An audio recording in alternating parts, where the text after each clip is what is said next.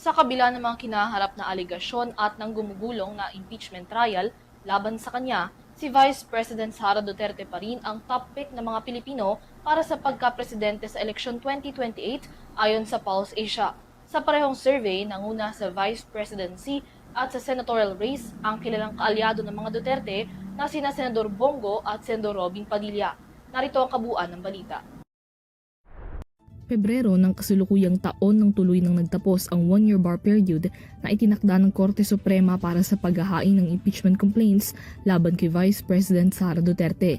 Ito ay matapos nitong ideklara bilang void ang fourth impeachment complaint laban sa bise na inihain noong 2025 dahil sa paglabag sa one-year ban at kakulangan ng due process.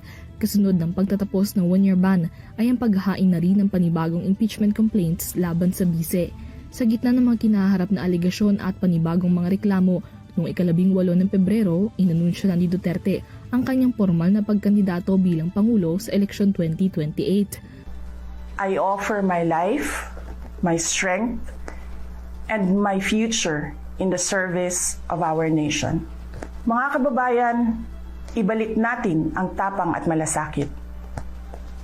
Para sa Diyos, para sa bayan, at para sa bawat pamilyang Pilipino. Ako si Sara Duterte, tatakbo bilang Pangulo ng Pilipinas. Syukran. Ang kanyang deklarasyon ng kandidatura sa 2028 tila nasa alanganin pa, lalo pa ngayong kasalukuyan ng gumugulong ang impeachment trial laban sa kanya. Sa kabila nito, malaki pa rin ang suportang natatanggap ni Duterte mula sa publiko. Batay sa report ng SWS survey para sa buwan ng Hunyo, tumaas ang nakuhang trust at satisfaction ratings ng bise. At pagdating sa usapang eleksyon, nangunguna si Vice President Duterte sa karera ng mga napupusuang kandidato sa pagka-presidente sa 2028 ayon sa Pulse Asia. Sa premise na kung ngayon ang eleksyon, nakakuha si Duterte ng 49% ng boto ng mga Pilipino. Naungusan niya ang iba pang preferred presidential candidates na sina Naga Mayor Leni Robredo na may 26%, Senador Raffy Tulfo na may 14%, DPWH Secretary Vince Dizon at Baguio Mayor Benji Magalong na kapwa may 1%.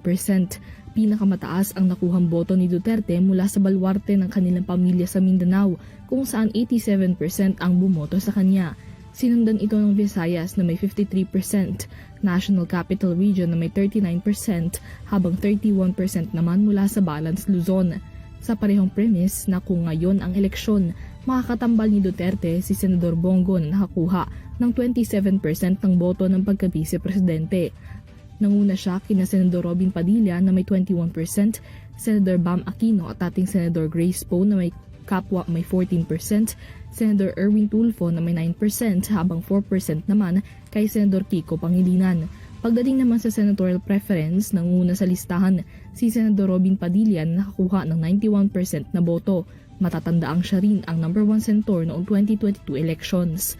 Kabilang sa top 12, sina Pasig City Mayor Vico Soto, Senator Raffy Tulfo, Alan Cayetano, Loren Legarda, dating Senador Manny Pacquiao, gayon din sina Makati Mayor Nancy Binay, DepEd Secretary Sani Angara, Senador Mark Villar, broadcaster na si Ben Tulfo, Senador Jinggoy Estrada, Willie Revillame, Senador Cheese Escudero, dating Congressman Mike Defensor, dating DILG Secretary Mar Rojas, Cabinet Secretary Benhur Abalos at Senador Lito Lapid. Isinagawa ang survey noong June 28 hanggang July 3 at 6, 2026 sa pamamagitan ng face-to-face interviews sa 2,400 na participants. Para sa EuroTV News, Mia Layagin sumasaludo sa bawat Pilipino.